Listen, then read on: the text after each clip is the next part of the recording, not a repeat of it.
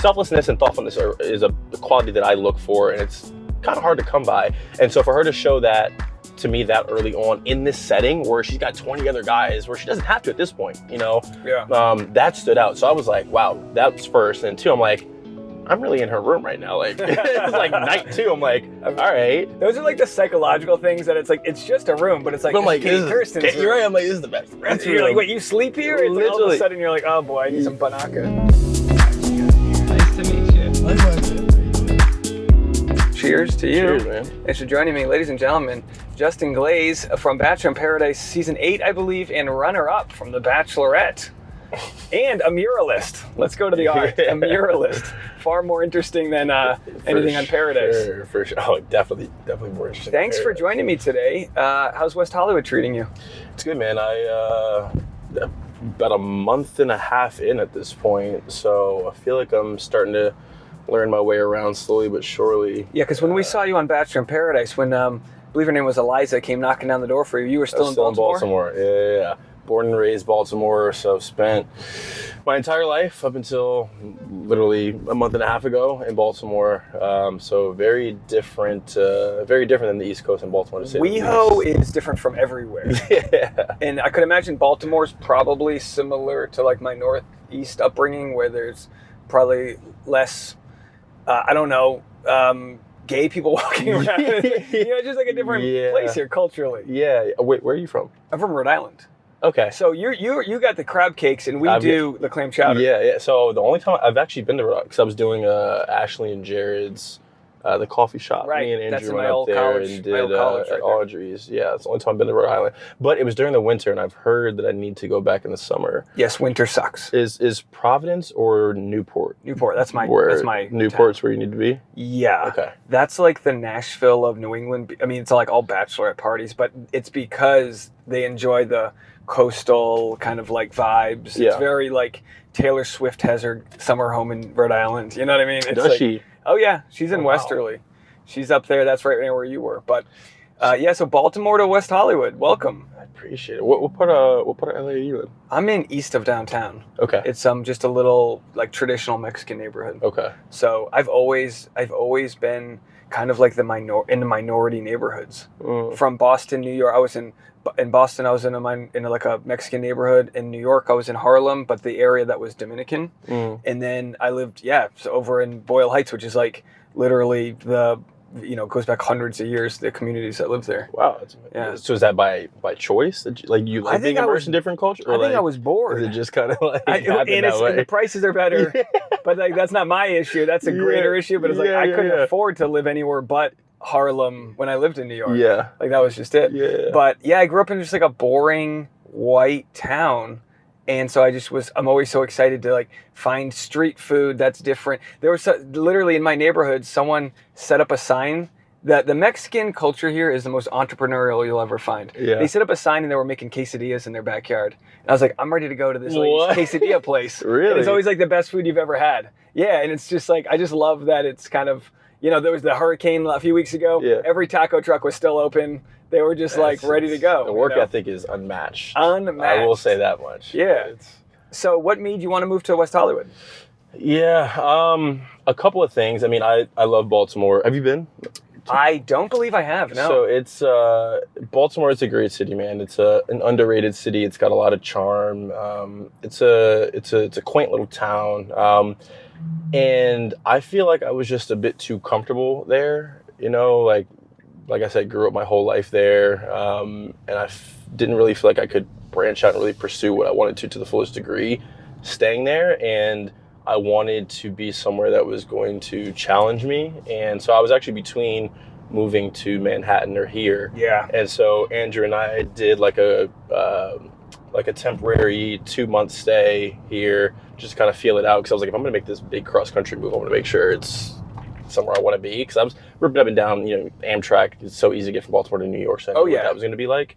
And so, long story short, ended up out here. I guess that was a long-winded answer, but just to challenge myself. And I already had some friends out here, solid foundation. So it's a good crowd out here. It's a good crowd. But you'll notice it's very far. You don't get to just drive home for a family dinner or something. Yeah. You know what I mean? That's the issue from the East Coast, is that it's so far away. That's what I'm trying to figure out. And I was literally talking to my mom, like, all right, so my mom's like, when can I come out? When can I come out? I'm like, Mom, we get all my furniture together first. My mom's never even considered visiting me. That's Really? great that she'll come out. She's ready. Mom, dad, grandfather, they're all ready to What's come out. your relationship brother. with the rest of your family? Yeah, man, Tight family? very, very, I grew up very fortunate to have two incredible parents. And it's crazy. I mean, not to go down like a rabbit hole, but off my first season, like when I was on the Bachelorette, during hometowns, it was, COVID season bubble. We were still in New Mexico, and my parents opted not to come out. And obviously, you see crazy stuff online all the time, but saw a bunch of like crazy, nasty remarks like, "Oh, he's got the most unsupportive parents. Like, how could they not be there for him?" Blah blah blah blah blah blah. And it's like taking everything out of me not to defend them. It's like, one, we're not even considering the fact that it's COVID. They would have had to quarantine in New Mexico for 8 days. Right. They are very private people. I'm very different. I just did a little video with Marshall, who was on Love Is Blind, my cousin, and I said me and him are probably the outliers in our family in terms of people that would do something like reality television. But outside of us, like come from a pretty private family, and it's just not something they didn't want to be on TV. But all that to say, like, my parents are the type, they're definitely going to give their 2 cents. But with myself and my brother, any and everything that we do, we've got their full support and love, and provided everything that we could have ever imagined growing up. So very fortunate to have had the upbringing that I did, because I know not a lot of people come up that way. Yeah. So do you think you were protective of them because you didn't want them to get a bad edit or something? Or was it just like, not even a choice for them to come out? Yeah. They just, it was their choice. I would have loved to have had them out. Because I wouldn't want my parents to be involved in whatever mess I'm in. Well, and I wouldn't trust that they get a good edit. Right. So I did, even post show, like I carried a little guilt in the sense of like, people will either, love you, hate you, whatever. And, after the show, somehow people like got my mom's phone number and like were calling her, and like, it was weird. So, and then, people would hound my brother, like, oh, like asking him a million. He's like, I don't know. I had nothing to do with the show. Like, so I did feel kind of guilty for immersing them into this life that they didn't ask to be immersed in. But I think they would have been fine on the show. It's funny, they did a little segment instead of having them in person. Like, I called them and they recorded the phone call. And they said exactly what I thought they would say if they were there in person. So I wasn't worried about, them, looking bad or whatever you want to call it. But it was totally up to them, not to want to be on TV and not to want to quarantine and take off work for a week. Yeah, of course. Everyone thinks they just roll the red carpet up for these TV shows, but it's like it's not benefiting them one way. No, it's like take off work for 8 days for what? Yeah, no. So I'm taking you through the hills here. I just felt like... Is this Laurel Canyon? Yeah. The hills are great because it's just... This used to be where like all of the poor people lived before they could figure out how to build up here. You know what I mean? This was like... back in the day, no one wanted to live up here. Now it's the best place in the world, unless there's a wildfire or an earthquake. But talked to Katie Thurston, and she said to ask you about your experience, because she said a lot of the things got left out. That being how much fun you guys had together. Yeah. Wait, when did you talk to her? Just half an hour ago. I said, "What do you got on Justin?" I said, "Tell me anything that I need to know." That's so funny, because she literally just commented on one of my TikToks. I'm like, oh, I haven't heard from her. Oh, there you go.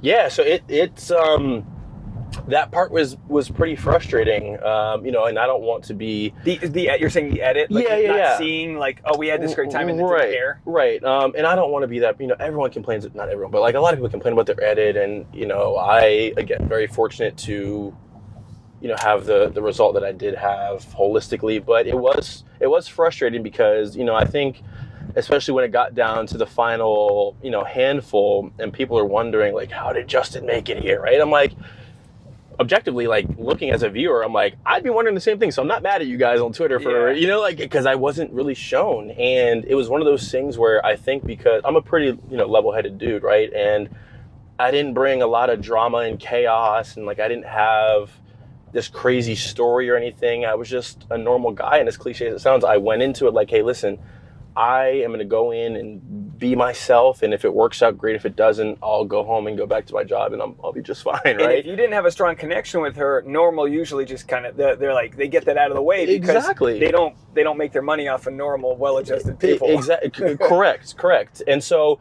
there were so many things, you know. I think Katie and I, our foundation was kind of built on, you know, humor and banter, but very early on, I think it was literally the first group date. So, you know, I came in, I gave her the painting night one.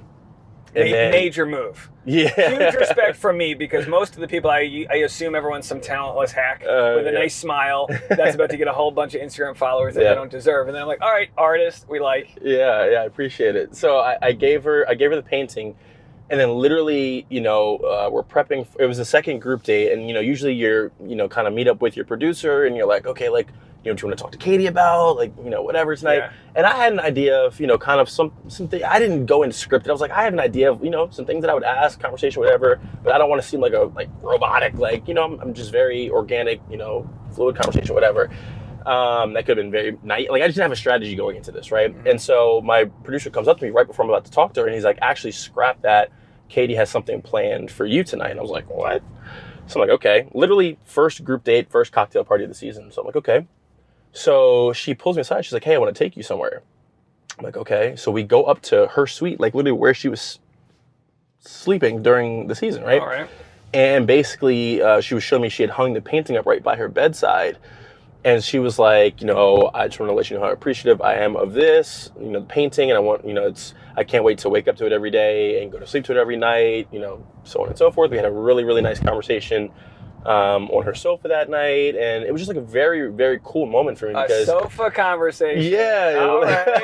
You're like, what's going on in your mind? You're like, oh, like, what's the feeling of like, oh my gosh, this is actually happening. I'm on the Bachelorette. I'm actually in the running. I've made it past the initial muck of guys. Like, like, what's going on in your head? I mean, honestly, in my head at that moment, I wasn't even thinking about in terms of the show, right? I was honestly, my first thought was like, wow, this woman has, at this point, 20-something guys, you know, after the first night, and she was selfless enough and thoughtful enough to already make a gesture like this when she doesn't owe me anything, right? And that really stood out to me because I was like, it didn't feel like she was just like being the Bachelorette and kind of like checking the boxes and just, you know, like selflessness and thoughtfulness is a quality that I look for, and it's kind of hard to come by. And so for her to show that to me that early on in this setting where she's got 20 other guys where she doesn't have to at this point, you know, that stood out. So I was like, wow, that's first. And two, I'm like, I'm really in her room right now. Like, it's like night two. I'm like, all right. Those are like the psychological things that it's like, it's just a room, but it's like, I'm like, Thurston's room. Right. I'm like, this is the best. You're like, wait, you sleep here? And all of a sudden you're like, oh boy, I need some banaka. Yeah. So that was really cool. And then, I mean, we just had a ton of moments where, you know, you could see the connection, right? And like, to your point, there's a reason why I made it as far as I did. You know, even my one-on-one, it was like that weird wedding date. There was a whole segment to that that was cut out. Literally, like, hours of that date were cut out. A lot of the hometown stuff was cut out. During my hometown, speaking of Baltimore, one of my favorite things to do back home is go to speakeasies. I love speakeasies. Okay. And so there's one back home that the set crew, actually, they went crazy on it, and they redesigned this room at the resort in New Mexico and made it sort of like a speakeasy. Oh, wow. And it was Edgar Allan Poe themed. And so I was kind of like, you know, talking to her about the Ravens and how Ravens got their namesake from, you know, Edgar Allan Poe's poem, The Raven. And, you know, her and I wrote each other like these super nice poems, and there's like teary-eyed. Is this your first date thing when you start bringing Edgar Allan Poe in? No. I like your game. I was like, oh man, you're next level. You're not it's the artistry in me, man. Yeah, for sure. I love stuff that I feel like a lot of guys just like aren't, like, not to generalize, but like aren't really into. How did that come about? Like, how did you notice, like, oh, this isn't normal that I'm reciting Edgar Allan Poe? Yeah, honestly, I don't know where it comes from, because I mean, my mom was a grade school teacher. I had a couple teachers in my family, so literature was kind of always there, but the artistic side, literally nobody in my family touches a paintbrush. I don't know where that any one other came art? from. Any singers or any musicians? No singers, Yeah. no So musicians. okay. So then, how did how did you get your first realization or support that you had like an artist eye? Or Yeah, and so another shout out to my mom here. So I was probably, how old are you when you're in first grade? Maybe like six, right? So I think I was maybe in first grade, and I would just draw stuff at home. I would draw stuff for my family members. And, every mother is like, oh my God, my child's amazing, right? Yeah, but my mom was like, and I don't know how you can decipher one 6-year-old's art from another 6-year-old's. At that point, I think scribbles are scribbles, but maybe mine were a little more elevated than scribbles. I don't know. But anyway, my mom took some of my drawings because she was like, I think my son's pretty talented. And she took them into her school art teacher. Oh, okay. And she was like, hey, like, I know it's my son, so I think he's the best, but like, look at his drawings. And wait, the school she worked at? Mm-hmm. Oh, yeah, so okay. her art teacher at the school she worked at. And the art teacher was like, how old is he? And she was like, 6. And the art teacher was like, we need to get him into some advanced programs. So I got this scholarship through MICA, which is Maryland Institute College of Art, at like 6 years old, and was doing these special programs. And it's just something that I always, stuck with since then. But my earliest artist memory or, work of art, whatever, I was probably 5 or 6 years old. My grandfather had taken a trip to Egypt, and he came back, and he's showing me the pictures, of the pyramids, and I had no clue what a sphinx or hieroglyphics, none of this stuff was, right? I have this piece of paper. I'm just listening to him tell me about the trip, looking at the pictures, and I'm just drawn away, right? And he's still got that picture in his office to this day. Actually, it's funny, he called me the other day because he moved back to Baltimore to be closer to family. He still has the drawing, and he took it to the print shop that I go to blow it up and actually nice. mat it and frame it in his office and stuff. But what a great memory. Yeah. But I've just been drawing and painting since as long as I can remember. I don't have kids, but I'm interested in how not to fuck my kids up when I do have them. And I heard that you're supposed to not affirm their like success, but affirm their effort. So as if you say, oh, you were great, you got first place, then you're only going to always want to get first. Versus you were great, you worked really hard. And I feel like with art, it's about encouraging your kid to keep on wanting to do it. Yeah. Because that's more important than winning an award with it, or because that's all 100%. Subjective. And as humans, we try to like rank things. Yeah. But like what was really important is just continuing to do it if you like it. So were you able to like feed off of those affirmations? Was that what kept you? I think it's a combination, right? Because I totally agree with what you're saying. I think for me, it wasn't so much about, winning these art competitions and the affirmations from my parents and my art teachers, like, he's so talented. That's great, right? And I'm very appreciative. I don't take compliments. I was I kind of get awkward. I'm like, oh, thank you. Like, I appreciate it. But for me, I'd like to think even if I was like ass at art, I would still do it because it's something that's therapeutic for me. It's enjoyable. It's a release for me, right? And so I think, to your point, even if, your future children, if it's something that they pursue and they're not the greatest, but it brings them joy, it brings them happiness, and it's an outlet for them, then by all means, they should continue to do it, right? Yeah. And I think that goes for anything. You don't have to be the best, but if it brings value to your life, then pursue it to the fullest. My brother's in college studying art, and my grandmother had a double PhD in art history. Oh wow! And so there's a side of my family that's really appreciative of art, and I just tell him, keep on doing what you love to do, and don't let the resistance and the perfection and all these things get in the way, because it's so hard to start things when you have a passion for it because you want it to be perfect. It's like dip the paintbrush in the brush and start doing something. I always tell people, because and when you start at such a young age, you already have built those like neuro pathways to do it, and so many people want to start something but they don't even know where to begin. Right. So how old were you when you sold your first piece of art? I think I didn't start selling art until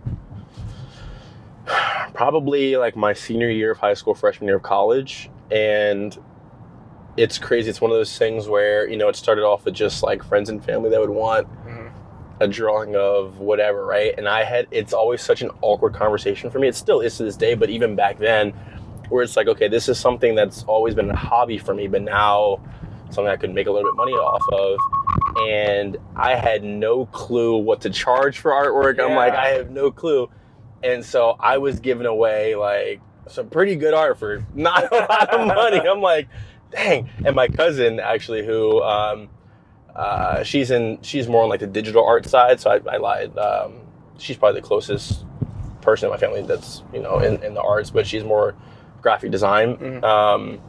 She was like, you need to start charging more for your artwork. And I'm like, well, it's an awkward conversation because I'm the type where I'm like, if I've got a friend and they want, you know, me to do a graphite drawing of their grandfather that just passed, I know they're in college, they probably don't have a lot of money. Like, I'm not, like, I want to do it for them, you know? And so I would have a tough time balancing, you know, the business and friendship relationship. Right. And it changes. Like if Target wants you to do something, you're you're like, all right, Target's got money. Yeah, exactly. The price just went up. And you did a mural for Target, correct? So I did a mural for the Baltimore Ravens. Oh, Ravens. Sorry, I don't know why Target. Yeah, Target was just like a regular Christmas ad. Got you. Oh, got you. Yeah. So how did you go from drawing graphite things to murals? Because that's obviously a much larger. Yeah, it's crazy. That Ravens mural was actually the biggest thing that I've done to date. But any imposter syndrome with it when you get the job? You're like, oh, geez, now I got to deliver. Basically, I'm like, I had the opportunity, and I'm just like, okay, I can either tell them that, yeah, I've done this before, right? Or I can be like, I've never done it and like lose the opportunity. But I'm like, you know what? I believe in myself and just like, screw it. Like, I'll figure it out. That's like being on Katie Thurston's couch. You're like, all right, don't fuck this up. I don't know what I'm doing here, but we're going to figure it out. Sometimes they give you the check beforehand and you're like, all right, I guess I gotta exactly. do this. Well, yeah, I mean, I always say leap in the net will appear. And it sometimes you just have to believe in yourself. Yeah. Or who's going to give you a check if you don't believe in yourself. Yeah, exactly. So what's the process like with that? Do you have do they give you a budget to like, I don't know what it takes. I've seen people do murals where they're in one of those bucket ladders and stuff. Oh, like, yeah. Are you on a... Right, so I haven't ventured... so basically the way it worked, and I think my experience was it went as smooth as it possibly could, because I've, in talking, you know, and just in doing some other commission stuff and talking to other large-scale artists, like I know the process is not typically this smooth, but basically I'm kind of in with the Ravens organization just because, you know, they saw me on the show, they know I'm a diehard fan, so I've kind of gotten connected with them, which has been a dream come true. And so they re-signed a 10-year partnership with Coca-Cola, and they reached out to me. They were like, hey, we know you're an artist, don't know if you do murals, but wanted to know if you'd be interested in doing a mural for the stadium. And of course, I'm like, hell yeah. Again, I'm like, I've never done a mural, so I am not qualified. You got your face, you're like, yeah, we can make that happen. Let me check my schedule. Literally, I'm like, okay, let's see.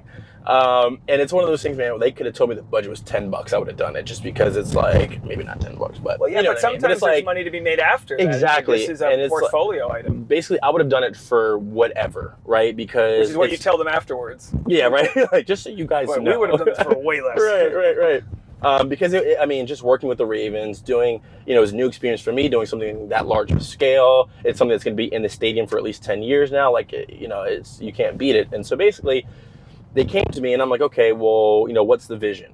And they were like, we don't really know. We're leaning on you for that, which is a bit atypical, because sometimes some structure. They want some. A lot of times, the best client, the Ravens and Coca-Cola were the ideal client, because they were like, we want like they sent me their like the brand guides for the Ravens and Coca-Cola. So like, hey, incorporate some Ravens elements, incorporate Coca-Cola elements. Here's our, you know, our colors and branding and whatever. Other than that, you bring the vision to life of how you would combine the Ravens, Baltimore's culture, and Coca-Cola. Great. I'm like, say no more. So typically with large projects like this, you're submitting at least 3 concepts, you know, 3 different sketches, and then they'll kind of narrow it down to 1 or 2, fine tune some things, whatever.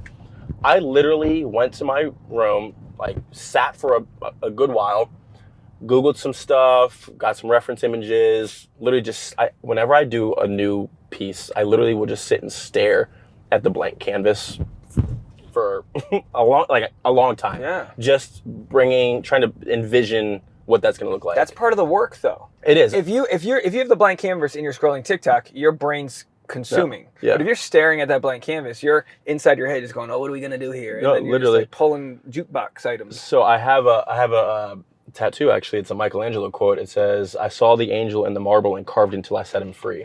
And so that's derived from his sculpting of the statue of David. So basically what he's saying is, I saw the angel in the marble and carved until I set him free, right? So he's just sitting here staring at this block of marble, right? And he's envisioning what that final piece is going to look like. And he's carving away through your artistic process, right? Whatever it may be. By the end, when you're finished, you're bringing that piece to life, right? Yes. Set him free. And so that's what I'll literally do. I'll just sit there and just envision, map stuff out in my head, and then I'll go to work. And so that's kind of what I did. And I sketched out, you know, I had one sketch, sent it to them. They made maybe one tweak, like, oh, let's just change the colors here. Other than that, we love it. I'm like, okay, perfect. Yeah. And so then they had me set up in this warehouse for a couple of weeks, and I would just go in there every day and paint. It took a long time. I think that's one of the most misunderstood things, is that like the amount of time that it takes to paint and make art. Like a lot of people, and I get it. Like if you don't do it, like you don't really have an appreciation for it. But like it takes a long time. So the mural was 5 feet by 10 feet. It probably took me like 3 weeks, 3.5 weeks, like every day, like 8 to 6. Wow. In there. That's incredible. Good for you, man. That's wild. Thank you. Yeah. Because every comment I get on this new series we do, it's, oh my gosh, I didn't know this about that person. It's like, yeah, of course. The show Bachelor isn't to highlight you. It's to promote a very niche thing that it's doing. But all the contestants, they can't possibly tell the story. Like, we've probably talked more than the amount of time you were on the whole first season. I mean, that's just how it works, right? Yeah. So that you come back on Bachelor in Paradise, and you know, it's not giving the full who you are. Yeah. So what are you doing with art now, and what else are you doing creative? Obviously, you're the final in Affinity Stone. What's it called? Infinity Stone here. I got you, Andrew, and Susie. The Holy Trinity. The Holy Trinity. So yeah. I think I go to heaven now, I guess. I'm dead. Yeah. So it's funny, actually. Art has always just been kind of like a passion, like a hobby thing. Like my whole professional career and background has been in finance. So a lot of people thought I was like a full-time artist on the show, but it's just always something I've done for fun. And it's one of those things where, you know, I'll never say never, but people are always like, well, why don't you do it full-time? And it's because I enjoy doing it when I want to do it. And the minute it becomes a job, sometimes it takes that joy out of it, right? Now, if the right opportunities continue to come along, like, sure, like, you know, you never know, like from the Ravens, right? Like the Green Bay Packers hit me up. They're like, hey, we would love for you to do something for, you know, the Titletown, like our tailgating spot, and fan loyalty. You're like, fuck the Ravens. Yeah, but how much? I'm like, right. I'm like, sorry, Ravens, you guys get it, right? But yeah, you never know what opportunities, you know, come from it. So, you know, I'm continuing to paint, do cool stuff like that. But creatively, honestly, being around Susie, who's such a talented photographer and videographer, she's getting me more into kind of like the aesthetic side of photography and videography. Like so some of the content stuff that I make a lot of espresso martini and cocktail stuff, right? So just learning from her of like how to make aesthetically pleasing video has been really cool. So it's a great sort of butting of heads that you guys all have. How did your friendship with Susie begin, and how long have you been dating for? Because my audience is... Did you ask Andrew the same question? Yes. I want to know who's getting drunk and throwing hands around and seeing if we're still friends. Listen, I'm letting Andrew and Susie's relationship flourish. I'm the supportive friend. Okay. That's the one you got to worry about. Yeah.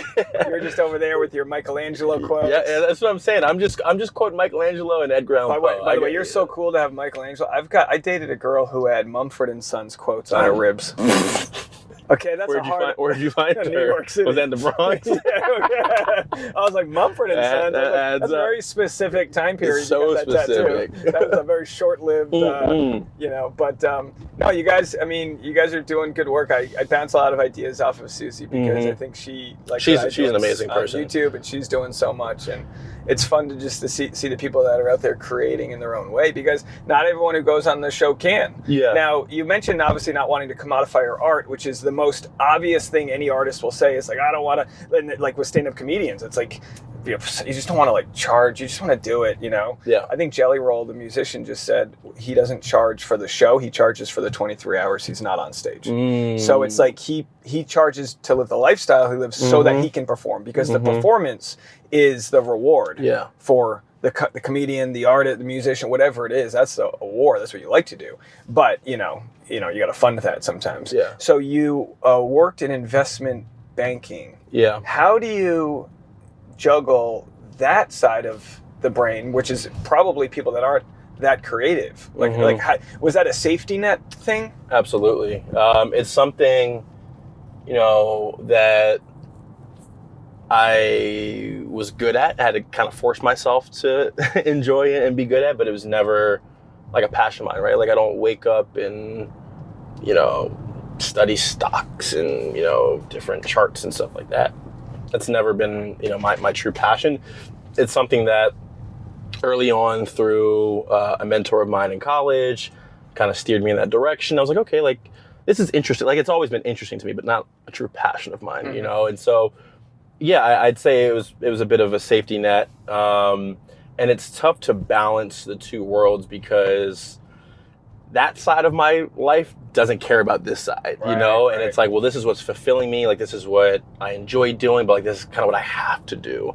And so, part of the reason, a fraction of me moving out here is like, okay, being surrounded by so many creatives and people that are just like killing it, is there a world where I can take that fully creative side and make that my...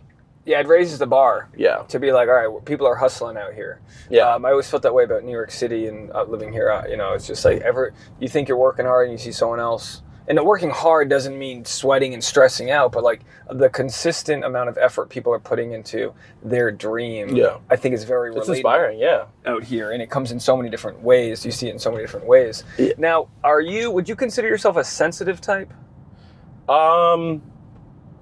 In some ways, well, like in what way? Well, so I've had to deal with my own being mischaracterized, and it chews me apart. Yeah. When you join Bachelorette, like most people, they dig up your past, things like that, and people want to judge you 100% online. It never happens in person, but people want to judge you for who you might have been, not who you are. And I come from a very, like I said before, kind of like, I don't know, Rhode Island rural upbringing where you say words that you no longer say and things like that. So what's that feel like, being mischaracterized for like, in any other scenario, you would just learn to move on and be, all that. Yeah, I'd say, honestly, I try to look for the silver lining in everything. And one of the best things that this show has done for me is allowed me to have the ability to kind of care a lot less what other people think about me, because prior to this, putting myself on national television, I wouldn't say I was a people pleaser, but I very much so cared about people's opinions and what they thought of me, and just always, I'm just like a perfectionist and just always tried to be somebody that people appreciated, enjoy being around, and just do everything right.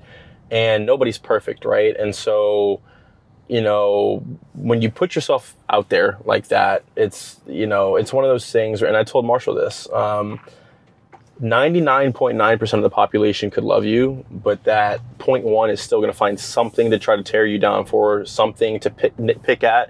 You're never going to make everybody love you. So you think going on the show burned that feeling off? Yeah, and I'd be lying if I say like you still don't care what people think, but it's like it doesn't affect me to the degree that it did, because here's the thing, we've all made mistakes in our past, right? And so for me, it's like, for mistakes that I made in middle school, right? I would hate to be characterized as that still to this day as a 29-year-old man, right? Right. And by the way, we're just talking about tweets and words here. We're just talking about the culture of like not knowing what's appropriate to say and what's not. That's all. Right. And that's what you just learned growing up as a kid, trying to impress your friends and all that. Yeah, and it was tough because, obviously, like, apologize for it, super insensitive, and it's almost like it's great to see how far we've come as like a society, where now we know that in 2023, like, using slur words like that like aren't appropriate, right? But it's like in 2008, Twitter was a war zone. Like, people were saying the most reckless things on Twitter. And you don't have to go that far back, but yeah, you're right. You just don't, and it's not. it's not something that means you're not apologetic towards it. It's just like some people just don't want to pretend like they existed in this world. Yeah, and it blows my mind. Like sometimes I wish I could see like what other people have said. Literally, I'm like the people that are like throwing the stones, right? It's like, what were you? Let's dig up your social media. I always say that. And so many people don't realize what once they get their own Twitter search and you can like type in words. Oh yeah, I had no idea. And it's like that's the point. Right, that's called progress. And it's great. It's crazy because people were like, well, why wouldn't they? Like they know they're going on a show. Like why wouldn't they delete their tweets? I'm like, I gave myself too much credit, I guess, because I know I would never say like any of these things now, and like I don't use Twitter that much, so it didn't even dawn on me to like go back and do a full scrubbing. So I'm like, oh, like my parents have always raised me like, hey, what you say and put out there on the internet like lives forever, whatever. Clearly I wasn't taking their advice in 7th grade, but as I got older, I'm like, oh, like I don't even curse, like I don't curse on the internet, like do anything like that. And so I gave myself more credit than I should have, I guess. But yeah. So what was it like with Marshall with knowing he was going to go on the Netflix dating show Love Is Blind? What was it like comparing notes and all of that? Did he talk before he went on? Yeah. So when he was first starting to get hit up by the casting producers about it, he was like, he didn't even know what the show was. He didn't really. He watched my season because I'm his cousin, but other than that, he was not a reality TV person, so he didn't know what this show was. I was like, well, it's a pretty popular show. And so he was like asking me what I thought about it.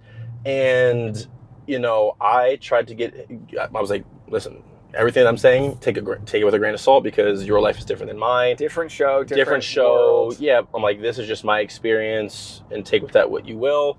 And so it's one of those things where, I straight up told him like, I could not do a show like Love Is Blind. But he is very much so like the hopeless romantic type. So it made sense for him. Yeah.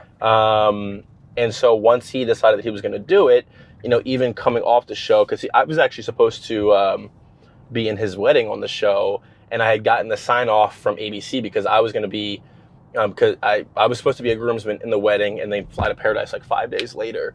So they had to sign off on me being on another network, obviously. But then he called me a couple days before and was like, yeah, we called it quits. You're like, man, I got my text. Yeah. So, obviously, I don't know if people know this, but when you go on Love Is Blind, you have your phone with you. Like, you go back into, real world. And so I was catching up with him. He was filling me in every step of the way about this thing.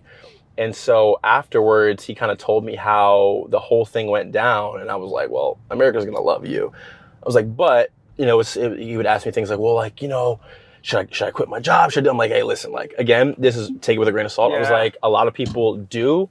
I didn't. I went back to work because I was like, it depends on what you do with the moment, but the social media stuff can be very fleeting, and it's like, you got your moment, then it's gone, and people don't realize that. So I was like, pump the brakes, like, be realistic about it. So I just offered my advice, my insight from my experience, but I knew his was going to be totally different. It is a weird world where people go, oh, so-and-so's just going on this for fame or whatever. But if you can get opportunities after being on a show, who wouldn't want to take them? Yeah. If they can further your life or creative pursuits or whatever. Yeah. And it's just some people don't know what opportunities they want. Now, you had an opportunity, well, I don't know if it's an opportunity, but you had mentioned earlier, Micah was the name of an art school. Is that what you said? Yeah, MICA, yeah. And Micah is also the name of a cast member from Love Is Blind that you're photographed with. Am I pronouncing that name right? So I'm making these connections here. I did not see that coming. Yeah, that's how you pronounce it. Okay, so there you go. That's hilarious. Yeah, no, we're friends. Obviously Marshall introduced us. All hung out together in Seattle. So. I in my single days here, I liked to date around and not put too much stock into one thing. But that must be very hard, because I think that's just a good way in today's world to do it. Not lying and just like every casual dating until something takes root and then the other things can dissipate. But that's got to be hard when people can just take a photo of you and wonder, they're like, are they blowing up your spot here? Who? Just the internet that's like speculating about who you're dating. It's so funny because, it's not even like blowing up my spot. I think it's kind of funny to sit back and like when people speculate, because we're literally like, we're cool, we're friends. Like it was literally nothing. And then the minute you're like, it's like a photo, it's like, could people not, like, is it so far-fetched that we were all together, and I'm in Seattle visiting Marshall, and they're friends from the Different same show. subreddits, Love is Blind and Bachelor. Yeah, literally. Venn diagram. It's would you funny. date? Would you prefer to date someone who has shared a similar experience as you in this reality world, or somebody who's a pedestrian? I honestly have no preference. My only experience fully dating someone has been more pedestrian, and that was after my Bachelorette season, before I did Paradise. And there's a lot of pros and cons to that. People don't understand, but it makes sense why people date within this, whatever you want to call it, because it's a shared experience and you get it. I was dating someone who had no, experience with this world, and it was tough because it was, for instance, when I was prepping to do the Bachelor Live on Stage thing, right? So I'm doing these podcasts, and I'm like, hey, listen, like, out of respect, I want to have this conversation, like, but I kind of have to do this show where it's like not serious, but like I'm the Bachelor, right? They're gonna come on stage and pitch themselves. Exactly. To you, and I'm like, I don't want to disrespect you, but how do you feel about this? And it was like very hard for her to kind of understand that, like, I'm getting paid to do this. I have to kind of perform. Be very secure in yourself. Yeah, and there'd be, and I can do as much as I can to reassure you and give all the affirmations in the world, but there's some stuff that is out of my control. Like, she'd go on her Explore page, and there's pictures of me and other Bachelor, girls that people are shipping. Like, oh, we want to see Justin and so. I'm like, I can't control. I didn't do that. Yeah. And those things would just annoy her. So this was a specific relationship that she couldn't quite understand fully the world. Yeah, right. Whereas if you were dating somebody who's in this world, it's like the same thing's happening to them, so they get it. And that's what it comes down to, is like, it's hard to empathize with the situation you've never been in. And that's why my dad would go back to Vietnam every year, because he was in the war, and they understood what they all went through. Yeah. And I'm not to be sensitive and related to war, but it is a level of a bond that you have. Yeah. Did you and Andrew form the bond on Katie's season, or was it afterwards? After Katie's season. It's funny, beginning of that season, we didn't think each other liked each other. So wait, you both Andrew didn't think I liked him, and I didn't think he liked me. Oh, funny. At the beginning of Katie's season. You guys were contenders, so there was that, like, unspoken rivalry there. Yeah, it's kind of funny because we would all, like, early on in the season kind of talk about how our dates and stuff are going, and then when it got to, like, the end, we're like, all right, we're not even going to talk about her or what we're doing. Just it's like, it was a little weird. So we got close after our season. How would you have proposed? Were you like, was that like a serious thought in your head? Not really, because it was to a certain point. And then I started having some doubts again because I'm a realist. So leading, like, I'm too much of a realist. I looked at the stats. Yeah. So I'd say, like, after my hometown, I was like, yeah, like, I could see myself doing this, right? And, my parents, because I was telling them, like, how amazing she was. And so obviously they're not there. So I'm like, take my word for it. Like, trust me. Like, I know what I'm doing. Or so I thought I did. But after hometowns, I was like, yeah, I'm all in. And then once two guys left and it was just me and Blake, that's when the doubts started to creep in, because I was like, whoa. Serious real fast. Yeah. But not only that, it's like, and I don't know if I can say this, but I will anyway. But I'm literally sitting in ITMs with, ITMs, with the producers after it's just me and Blake, and they're like, so how do you feel? It's just you and Blake. You're that much closer to getting your girl. Proposals coming up. I'm like, hey guys, listen.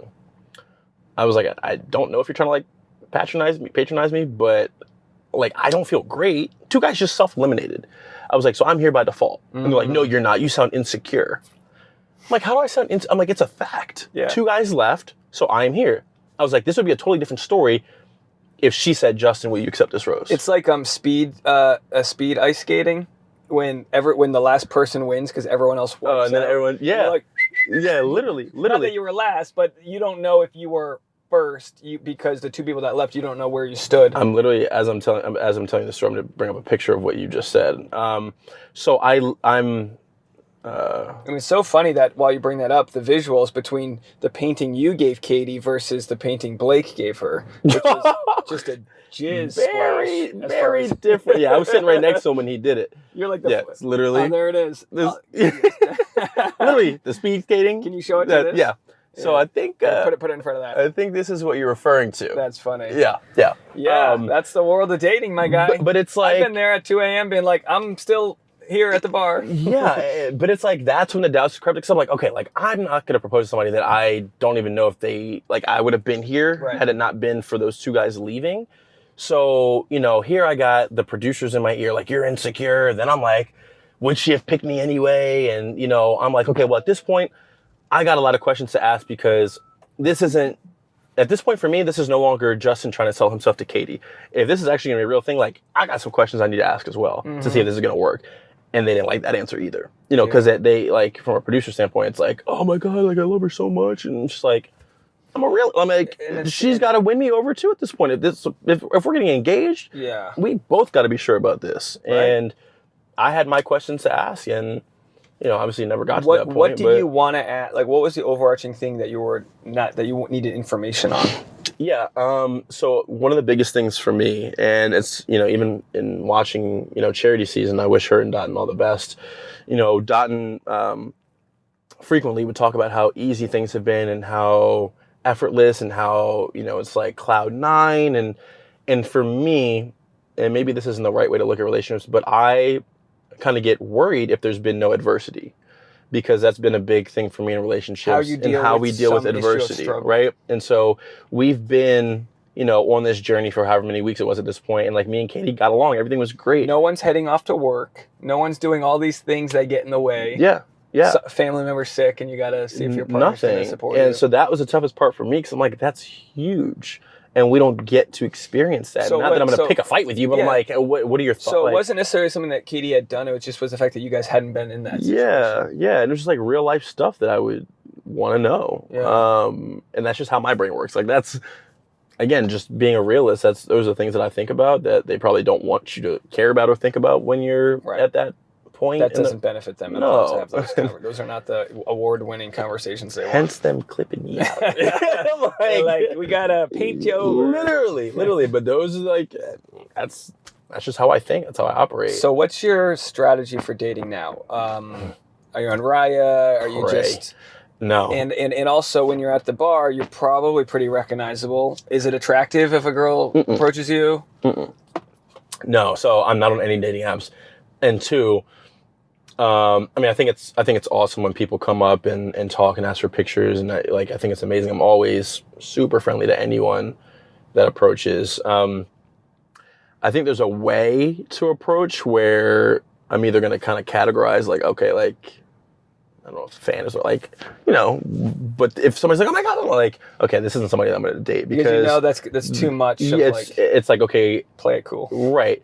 It's like, because the biggest thing for me is like, do you want to date me to get to know who I am, or just be like, oh, I'm, dating Justin for like what? Like, not that I'm that cool, but it's like, do you care about who I am? I almost prefer the people who don't know who I am, who don't give a shit about the show. Blank canvas. And I can kind of decipher the people that do know and don't know, and so I tend to stray towards the ones that don't really care or don't know.